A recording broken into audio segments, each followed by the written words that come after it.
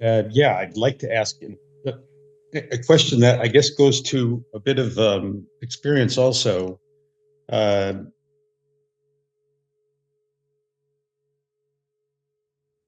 do you think in the West, maybe this is the wrong way to formulate the question, um, do you think that the sheaths which we carry can be thicker or thinner, harder or more brittle, depending on where you're from? So someone from the West might be callous and these sheaths are extremely hard to break. And then someone, I don't know. So I don't really want to go too far down the question road, but that's the essence of the question. When you are saying sheaths, are you talking about the ignorance?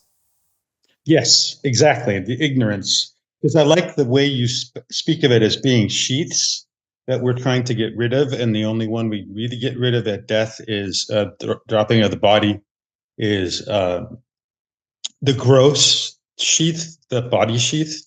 But then there are others that we carry with us.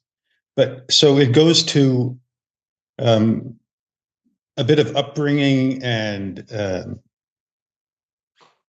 just have you noticed it? I mean, are people more callous than they would be? I don't know. I don't want to go too far in the question because you've seen things yourself. I don't agree that someone from West will have thicker sheaths or thinner sheaths. But one thing I know is that there are seekers all over the world, irrespective which country they belong to, what religion their parents practiced or they also practiced for some extent. And in my understanding, I have seen it is just an individual wherever he or she comes from. Sometimes they just click and their understanding is so profound in spite of having no previous background about Vedanta or Upanishad or self-inquiry, or you can say teachings come from Hinduism. Look, to say this, I am really not comfortable myself to say that these are the teachings of Hinduism.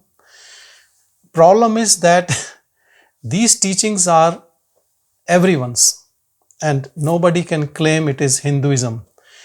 But nobody else is claiming. So Hindus have accepted they are their teaching. They are not Hindus teaching. They are universal teaching written in Upanishads. But nobody else is claiming. Christians are not claiming it is their teaching, or Muslims are not claiming. So it is left over, which Hindus has accepted because it was in India. But I'll tell you, it is nothing to do with religion or even Hindu religion or any religion. And these Upanishadic teachings are actually very, very profound. And they are abstract. It is pure path of knowledge. It has nothing to do with sometimes we use in these terms like Western mindset. And I have to say the Western mindset is not that well adapted for devotion. And I have also seen some speakers in the past, not recently, and the readings that a Western mindset thinks that the path of knowledge is superior to the path of devotion because it's analytical, it does not have a blind faith to start with. It goes where you have to actually go eventually with formless, nameless. So why to take a path, indirect path? First you believe in a form and then you get rid of that form. Not sure how many people have heard about Ramakrishna Paramhans who believed in Kali as a form. And then a guru came and he made him transcend that devotional worship of Kali to Nirgun Brahman. In my understanding, I have realized that Indians or the Eastern mind is more for devotion. They believe in devotion. So bhakti comes very naturally to them. And a Western mind is not that, easy to accept devotion. I've seen the Western mind accept devotion when there's a miracle done by a guru or a teacher. Like you can say like Satya Sai Baba or Neev Karoli Baba. You have to show some magic to make them your devotee. I think this is the major difference I have seen. But if you come to Gyan Yoga, the path of knowledge, I think everyone is same. It is just that individual to whom it clicks. And it is not that you have to have very analytical mind. It is a mind which has understood futility of barking all the time and busy in nonsense all the time and wants to rest. I think it is a tired mind which have understood that better to just get lost. And something in us has already seen this around us, that people who are running for things, they are never happy. If you are close to them, if you are one of the close friends, you know the secret that they are not happy. But they pretend to be happy because now they have started collecting. There is no end to this collection. They still wants to feel that one day they will be happy. This one more thing is there left already to collect.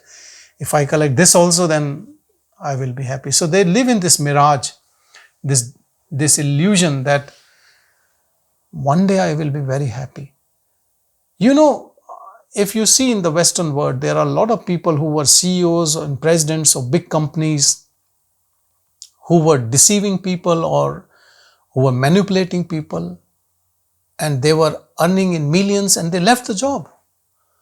So that much of courage, or I should say that much of understanding that they are not after money, is very profound. For a person like that, if he listens to pure Upanishadic teaching, comes to satsang, listen to it, for him, he is already keen to change, keen to transcend this egoistic, selfish tendencies. It will be very, very easy for that person.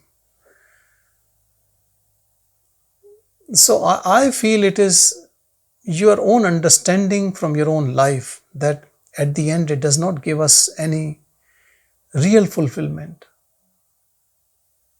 And I think in path of knowledge, I have seen that Eastern, Western minds are more or less same, because in Bhagwan days also there were so many of Western devotees who understood it. And even now, if you see, there are lot many, it's a mixed crowd. You can't say that someone has advantage over the other.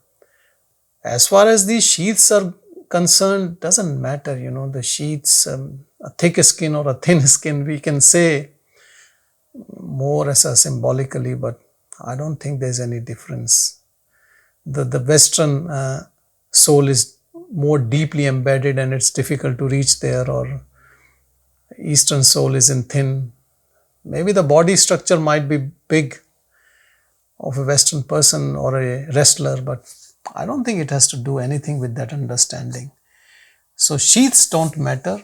Your own mindset definitely matters.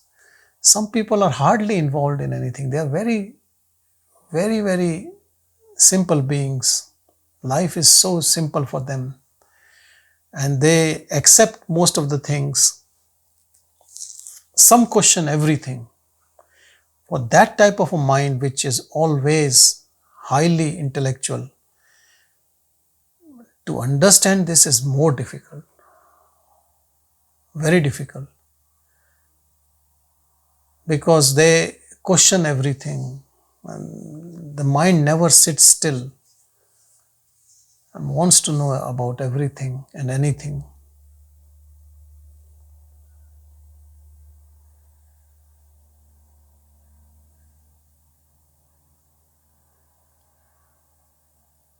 Right now, we think I am the body.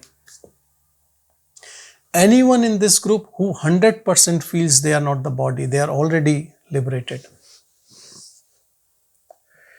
Anyone who never feels that I am the body.